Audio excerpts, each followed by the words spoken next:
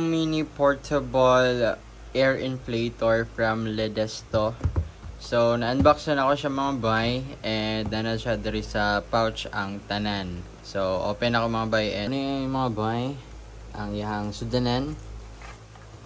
So, muna siya mga bay, portable mini inflator. Na siya katong hose. So, ang hose, butalan nyo na siya diri sa babaw. Tuyok lang naman na siya.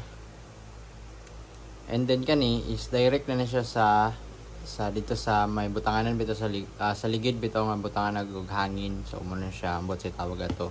And then actually ano siya yung mga pakapin. Ano siya type C kay type C man siya. Type C for charging, then ano siya P2 sa bola pang bike and ambot sa isa.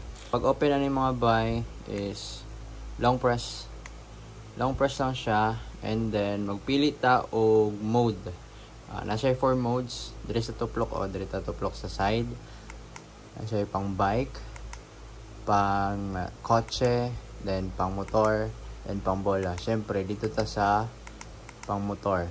And then maabot din siya hantod 150 PSI. So actually nasa PSI mga bay.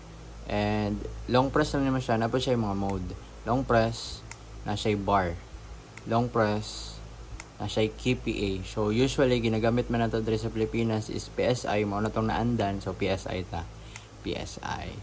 Then, napwede siya flashlight mga bay. Flashlight. Taro. Flashlight. Napwede siya kanang hazard ba yung tawag gani? Taro. Siya pang pakusog. Tek, tek. So, muna yung bar mga bay. At ay 3 bars. Then plus minus na siya. Plus ni siya, then minus sa ubos. Okay. Try na to.